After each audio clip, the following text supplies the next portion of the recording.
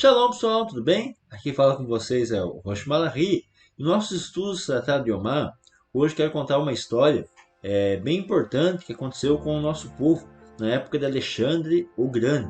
Então vamos ver Tratado de Yomá, página 69a, o que nos diz. Foi nesse dia que os samaritanos pediram a Alexandre o Macedônio a casa de Nosso Senhor para destruí-la, e ele deu a eles, ou seja, deu-lhe permissões para destruí-la. As pessoas vieram e informaram o sumo sacerdote Shimon Hatzadik. Então, na época de Alexandre o Grande, os samaritanos, aqui no Talmud chamado de Cutim, eles pedem a Alexandre para que possam destruir o templo dos judeus, tá? O templo que estava na Judéia. E eles pedem então autorização a Alexandre e Alexandre dá. E essa informação chega ao sumo sacerdote Shimon Hatzadik. O que ele fez? Ele vestiu as vestes sacerdotais, envolveu-se nas vestes sacerdotais. E os nobres do povo estavam com ele, com tochas de fogo na mão, e toda aquela noite os representantes do povo judeu, aproximaram-se deste lado, e aqueles, o exército de Alexandre, e os samaritanos aproximaram-se daquele outro lado, até o amanhecer, quando finalmente se viram. Então, quando Shimon Hatzadik ficou sabendo que os samaritanos estavam trazendo Alexandre para destruir o templo, eles pegaram de noite e viajaram, pegaram tochas e viajaram com Shimon Hatzadik, e Shimon Hatzadik foi vestido com as roupas sacerdotais. Dentro do Talmud vai ser discutido se ele foi ou não com as roupas que eram as roupas que usavam no templo, tá? Porque dentro da Torá fala que o sumo sacerdote ele vinha com certas roupas. Quando ele ia entrar no lugar santo, ele trocava de roupas e colocava as roupas especiais para aquele lugar. E na hora de sair, ele tirava as roupas e colocava outras roupas comuns, tá? Nesse caso específico, nesse capítulo que não é bem explicado se eram mesmo as roupas ou não. Na continuação falam que eram outras roupas que eram semelhantes às que usavam no templo, que ele usava para representar o sumo sacerdócio.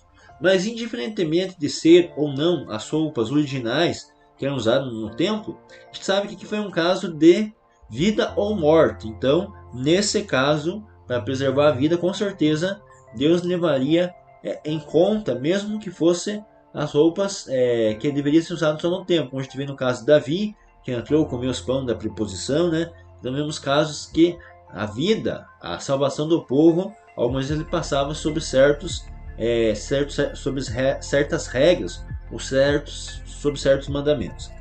Quando amanheceu, Alexandre disse aos samaritanos: quem são essas pessoas que vêm ao nosso encontro?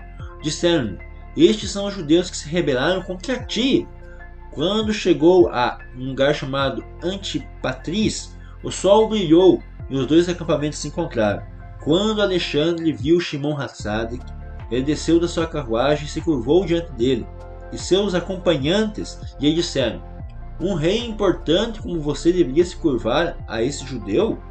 Ele lhes disse: faço isso porque a imagem do rosto deste homem é vitoriosa diante de mim em meus campos de batalha, isto é, quando luto vejo sua imagem diante de mim como sinal de vitória, e portanto sei que ele tem uma suprema santidade. Então veja como que Deus trabalha na história de Israel com muitos milagres. Os samaritanos levaram Alexandre o Grande para destruir o templo. Shimon Hatzadik vai para se encontrar, para conversar com ele, para tentar evitar essa tragédia. E quando Shimon Hatzadik se encontra com Alexandre o Grande desce sua carruagem, vai e se curva perante o sumo sacerdote, o que deixa todos de boca aberta, né? O que aconteceu? O grande rei, o poderoso, está se curvando perante um homem, rei dos judeus? O que é isso? E aí então Alexandre o Grande fala que nos seus sonhos, nas suas visões, antes de sair para as guerras, quando ele via o sumo sacerdote, ele sabia que ele seria vitorioso. Quando ele não via, ele não saía para a guerra. E quando ele via, ele sabia que ele ia ganhar daquele povo. Então veja como que Deus trabalha na história de Israel com muitos milagres, né? E vamos ver o que aconteceu. E ele disse aos representantes do povo judeu: por que vocês viram? E eles lhe disseram: é possível que o templo, a casa em que oramos por você, e para que seu reino não seja destruído, os gentios tentem enganá-lo para destruí-lo? E ficaremos calados e não lhe contaremos? Ele lhes disse: quem são essas pessoas que querem destruí-lo? Os judeus lhe disseram: são esses samaritanos que estão diante de você. ele lhes disse: se for assim, eles são entregues em suas mãos para tratá-lo como quiser. Então veja, o que os samaritanos, nesse caso aqui, os samaritanos que parte dos samaritanos é descendente de gentios e parte também das tribos de Israel, uma mistura, né? Eles planejaram algo contra os judeus, para destruir o templo, mas o plano deles se tornou contra eles. E aí então os judeus, perseguindo os samaritanos, fizeram uma grande destruição em Samaria por causa deles mesmos, né? Dos próprios samaritanos. Se os samaritanos não tivessem feito esse plano, tivessem ficado no canto deles, não teria dado esse problema, né? Então veja como que Deus trabalha para a salvação de Israel. Nós vemos isso tantos exemplos na época, por exemplo, do Egito, quando Moshe ele é salvo em um cesto, colocado no Nilo, um cesto, e quem salva é a própria a filha do faraó, né, que acaba adotando o Moshe como seu filho. Então veja, como que o menino não afundou, o rio um pouco que fica um pouco mais, a água fica um pouquinho mais volátil, poderia fazer a cestinha afundar, ou mesmo a mãe tendo colocado betume, mas poderia a água entrar e o menino morrer. O menino viaja quilômetros dentro do rio, até então ser encontrado pela própria filha do faraó. Então veja que milagre gigantesco. Só nesse exemplo, lá também no Novo Testamento, em Mateus capítulo 2, quando vêm os sábios perante Herodes e querem saber onde que nasceu o menino. E aí então Herodes vê que os sábios não contam bem certo para ele, ele vai mandar matar os meninos. E Deus aparece, um anjo aparece em sonho a José e fala para ele escapar para o Egito. Então um livramento que aconteceu nesse caso também. Então quantos exemplos, né? Até mesmo na Guerra dos 6 Dias, que Israel recebeu livramentos de Deus. Quantos milagres nós vemos que aconteceu na história de Esther, né? Esther se casa com o rei Assuero por causa de Vaste, e através de Esther traz salvação para todo o povo. Então quantos exemplos em vários reinados diferentes, nos egípcios, na época de Nabucodonosor, por exemplo, Daniel e seus amigos que viviam perante o rei, salvaram os judeus inúmeras vezes de decretos do rei, na época dos Medos e Persas com Esther, na época dos gregos, aqui nesse caso, na época de Alexandre o Grande, na época dos romanos também, quanto livramento não ocorreu para com o nosso povo.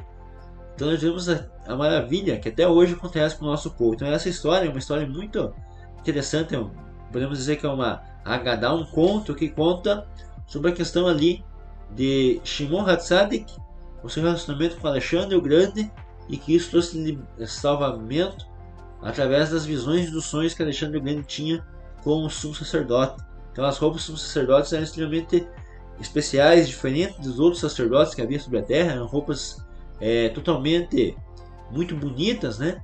E que que Alexandre tinha sonhos e via então o sumo sacerdote quando ele ia vencer, ele era considerado como um anjo de Deus, como um enviado de Deus, para que ele fosse diante das batalhas. Então veja como que Deus trabalha para salvar Israel.